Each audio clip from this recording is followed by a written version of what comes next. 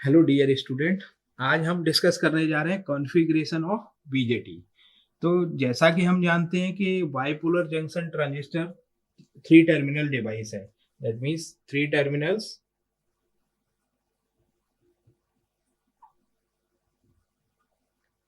Ammeter, base and collector. अब हम देखते हैं कि ट्रांजिस्टर को जब हमें कनेक्ट करना होता है तब हम एक टर्मिनल को कॉमन करते हैं, और उस एक टर्मिनल को कॉमन करने से हमारे पास तीन टाइप की कॉन्फ़िगरेशन बनती हैं: common emitter, common base, common collector. तो ऐसा क्यों होता है? तो अगर हम देखें, इस ट्रांजिस्टर को देखें, अगर केवल दो ही टर्मिनल यूज करेंगे, दैट मीन सिंगल पोर्ट की तरह, जब आप नेटवर्क एनालिसिस देखेंगे वहां पे टू पोर्ट एनालिसिस देखेंगे तो वहां आपको समझ में आएगा कि किसी भी सर्किट को या तो हम सिंगल पोर्ट की तरह कनेक्ट करें, टू पोर्ट की तरह कनेक्ट करें, या मल्टी पोर्ट की तरह कनेक्ट करें। तो सिंगल पोर्ट की तरह अगर हम कनेक्ट करते हैं तो यहाँ पर दो टर्मिनल ही यूज हो पाएंगे, और दो टर्मिनल जब यूज होंगे तो ट्रांजिस्टर ट्रांजिस्टर की तरह का कार्य न करके डायोड की तरह काम करेगा। दो टर्मिनल मीन्स कोई से भी दो पी और एन का यूज कर पाएंगे हम यहाँ पे। तो जब हम ट्रांजिस्टर को टू पोर्ट की तरह काम करते हैं तो टू पोर्ट का मतलब हुआ कि चार टर्मिनल होना चाहिए। चार टर्मिनल में हम यहाँ पे क्या करेंगे, चार टर्मिनल में दो टर्मिनल को इनपुट पे कनेक्ट करेंगे, दो टर्मिनल को आउटपुट पे कनेक्ट करेंगे। यहाँ पे हम देखते हैं कि हमने एक टर्मिनल को कॉमन लिया है और उसको इनपुट और आउटपुट दोनों पे कनेक्ट किया हुआ है। दैट मीन्स एक common terminal is connected at input as well as output. इस बेसिस पे ट्रांजिस्टर की तीन कॉन्फ़िगरेशंस हमारे सामने आती हैं। एक कॉमन बेस कॉन्फ़िगरेशन होगी, कॉमन इमीटर कॉन्फ़िगरेशन होगी, कॉमन कलेक्टर कॉन्फ़िगरेशन होगी।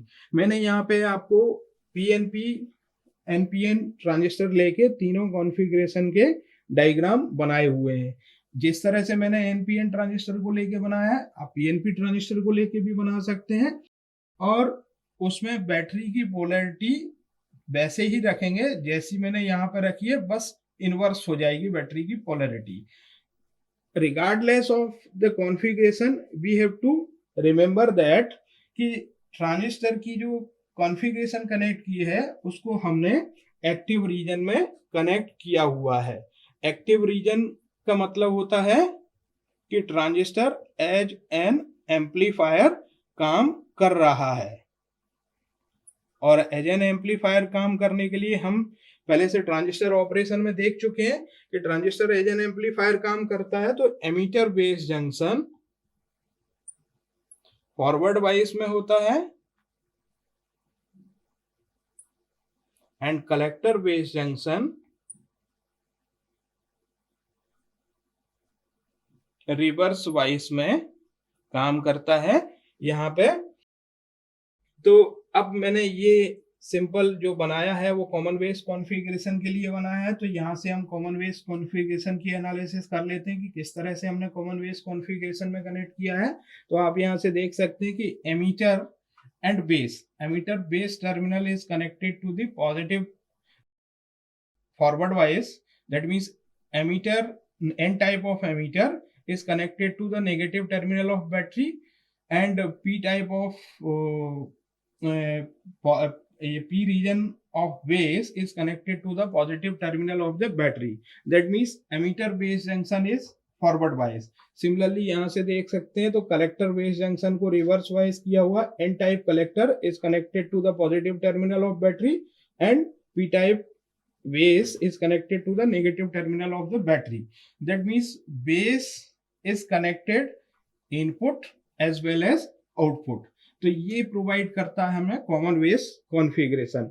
सिमिलरली अगर हम देखें तो मैंने अगला फिगर बनाया है कॉमन एमीटर कॉन्फ़िगरेशन के लिए। तो यहाँ पे देखें तो base emitter is connected at the input and collector emitter is connected at the output. That means emitter is common at input as well as output. तो कॉमन इमीटर कॉन्फ़िगरेशन में देख सकते हैं बैटरी के पोलैरिटीज आप देख सकते हैं किस तरह से कनेक्ट किया है।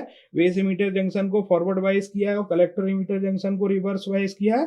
तो एक्टिव रीजन में ट्रांजिस्टर ऑपरेट हो रहा है। इसके अलावा आप देखेंगे कि एमीटर टर्मिनल को इनपुट पे आउटपुट के साथ कॉमन किया हुआ है, तो ये कॉन्फ़िगरेशन कहलाएगी कॉमन इमीटर कॉन्फ़िगरेशन। सिमिलरली अगर हम देखें तो कॉमन इमीटर कॉन्फ़िगरेशन में कॉमन कलेक्टर कॉन्फ़िगरेशन में कलेक्टर टर्मिनल को इनपुट और आउटपुट दोनों पे कॉमन किया हुआ है।